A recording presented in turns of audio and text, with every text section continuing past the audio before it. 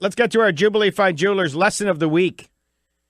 Brought to you by my good friends at Jubilee Fine Jewelers with their 3 locations in Ottawa, Saint Laurent Bayshore, their flagship store in the Rideau Centre. Great people, been around since 1952. They support your Ottawa Senators. They support TSN 1200, and most importantly for me, tee it up in golf. So thanks to Mo and Sabah and all their staffs and everything. Give them a chance to earn your business if you're looking for any timepieces or writing instruments or jewelry of any kind. All right? That's all we ask of you.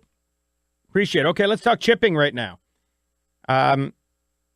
Chip shot, we define it at our school as that little bump shot from just off the green. You know, you're just a few feet off, and you don't want to putt it because maybe there's a little rough there, or a little bit of fairway that's bumpy, or some bad patches. So you just want to kind of chip the ball up onto the green and let it run out. So a couple of things to understand. First of all, we touched on a couple in the 5 keys last week, but number 1, use more clubs, right? It's way easier and requires a lot less talent to just bump the ball onto the green just a couple of feet in front of you and let it roll out the right amount. And if you use different clubs, your flight to roll ratios will vary. So I've given this tip before, but it's one of the most important ones you can learn. When a beginner or newer player says, I like chipping with my 8-iron, I always get frustrated because I'm like, well, when you stand to hit a chip shot and you bump it on the green, it'll roll a certain amount based on the loft on the club.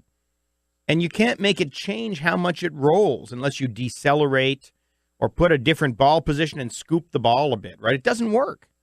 So your best thing to do is to always stand the same and swing the same, and then just bump the ball onto the green 4 or 5 feet in front of you, and then different clubs will roll differently.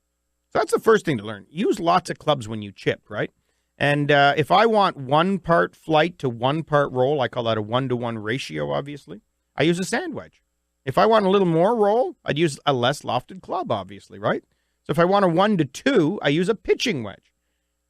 1 part in the air, 2 parts on the ground. So 10 feet in the air, 20 feet on the ground. I just did a video for Flagstick that you'll see. I'm doing exactly that in the video. We're going to post it once the next edition of Flagstick comes out. But it's a 1-to-2 with a pitching wedge, 10 feet and then 20 feet. Piece of cake.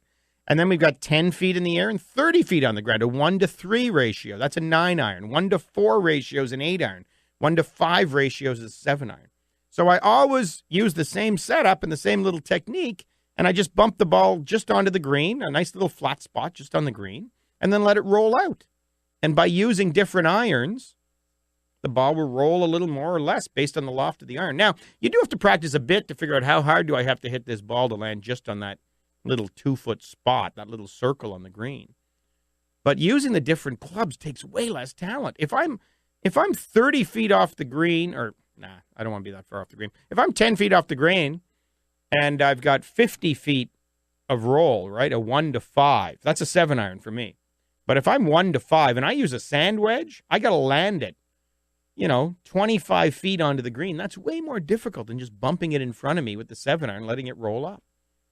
So the premise of using 1 club for simplifying technique is backwards. It's counterintuitive. It's not right. When you use 1 club, you've got to have all kinds of talent and adjustments to make. When you use lots of clubs, you just do the same thing every time. Which gets to, that one secret I gave you last week, that every consistency in the setup is important on every shot you go to hit, right? So when we go to chip, we want the weight on the front foot, a few little checkpoints, weight on the front foot.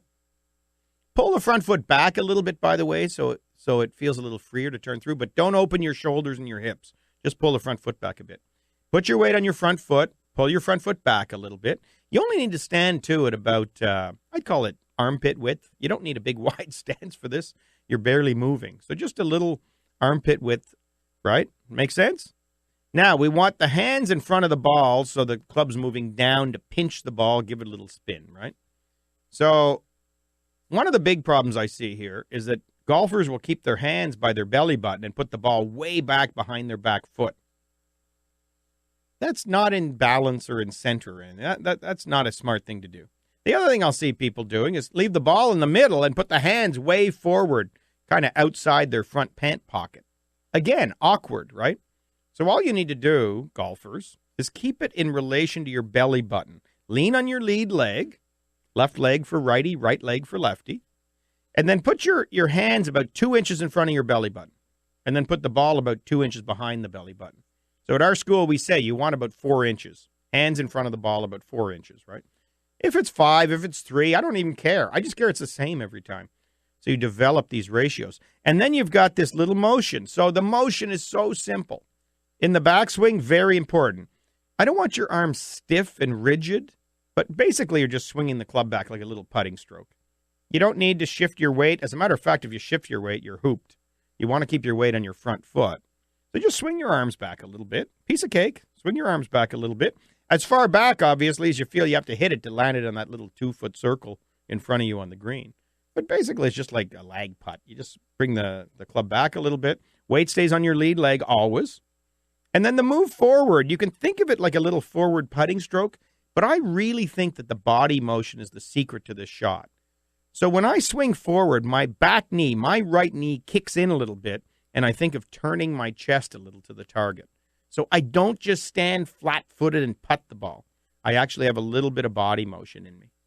Okay, and I think that body motion is critical in the short game in all shots. This tiny little shot, you might only be hitting the ball 10 or 11 feet, 6 feet even. Crazy short. But you still, you swing back and then a little bump and a little turn of the chest to help the hands stay in front of the club head. And if the hands stay in front of the club head, we hit a little down through the ball. The ball gets pinched a bit, spins a bit, jumps on the green, and releases and rolls. So it's a little chip shot. We can do it from as far off the green as about 15 feet. But usually when we're talking chipping, we're talking just a few feet off the green. So use multiple clubs. Stand the same every single time. If you move hand position and ball position around, you can't get the predictable flight to roll ratio results, right? And the predictable same impact.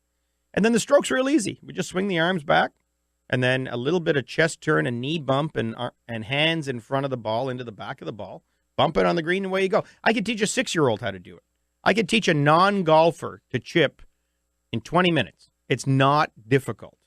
So you just need to get these little elements there. If you're struggling with it, maybe you're inconsistent. Maybe you're using the wrong club, wrong ball position or whatever. I highly recommend, take one lesson, a little chip shot. Take a lesson with a really good teaching pro.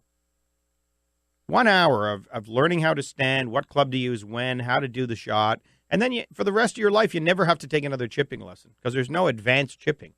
The way Tiger chips is the same way I chip, is the same way the 6-year-old will chip.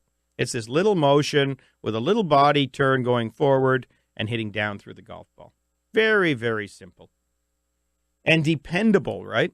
More dependable than the putter, because if you putt, the ball will bound around maybe and get a bad hop or something, number one. Number two, more dependable than a pitch shot. A pitch shot's more of a little golf swing. We kind of defined a chip as something where the hands lead the club head into the ball, or a bump and run, The hands lead the club head into the ball, and you don't release the head. When the head passes the hands, we release and make a little circle. That's a pitch shot. So we're going to keep talking about this stuff as we get into spring. But our next lesson today is going to be the bunker shot. All right? But that's your Jubilee Fine Jewelers lesson of the